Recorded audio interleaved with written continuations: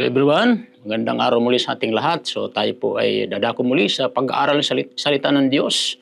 So ako muli ang iyong lingkod, Pastor Charlie Dacutanan from GCS Gio Camarin Family, maghatid sa inyong mensahe ng Diyos. So purihin ang Panginoon. So manalangin muna tayo, Lord. Thank you sa umaga, sa araw na ito, sa napagandang araw, pinagkalubos sa bawat sa amin. Pagpalain niyo po ang aming pag-aaral na ito ng salita. In Jesus' name, Amen. So, basahin natin ating Bible sa Book of Hebrews 13 verse 5. So, sabi ron, huwag kayong magmukhang pera. Sabi rito, anumang nasa inyo sapagkat sinasabi ng Diyos, hindi kita iwan ni pababayaan man.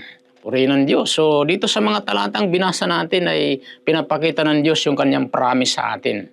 Okay? Na kung saan hindi niya tayo iiwan ni pababayaan man. Kaya sa oras na ito, nais ko pong ipagpatuloy yung ating pag-aaral patungkol po sa finding peace o paghanap ng kapayapaan, okay? Sa panahon ng mga trials o pagsubok. So, paano natin harapin yung mga pagsubok pag tayo ay humaharap? So, unang-una, dapat panghawakan natin. Tumayo tayo sa salita ng Diyos, sa pangako ng Diyos. So, anong promise dito sa atin ng Panginoon?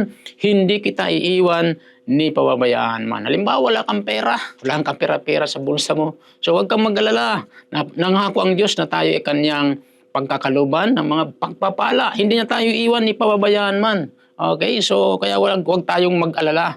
There are so many promises in the Bible. Sabi nga ng mga scholar, there are 35,000 promises in the Bible.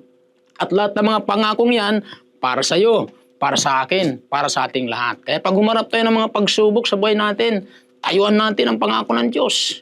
Stand firm in the promises of God. Okay? So panghawakan natin ang salita ng Diyos. Pangalawa, pag humaharap tayo ng pagsubok, dapat tumingin tayo kay Jesus. Okay? So looking with hope. Kanino? Sa Panginoong Jesus. Tumingin tayo sa Kanya nang may pag-asa sa Panginoon. Hallelujah. So sa mga pagsubok na dapat tayong tumingin sa pag-asa nagmumula sa Diyos. Ang ating panampalataya nagbibigay sa atin ng pag-asa at aliw sa gitna ng sakit at paghihirap.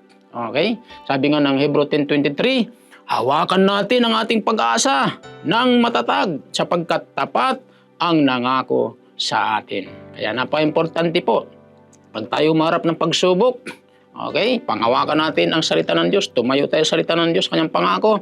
Pangalawa, dapat tayo po ay tumingin ng may pag-asa kay Jesus. Amen.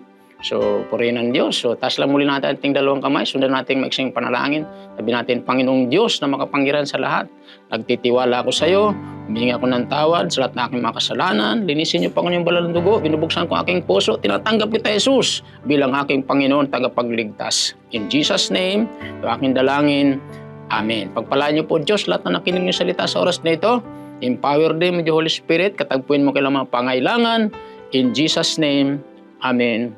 Amen. God bless sa lahat. Bye-bye.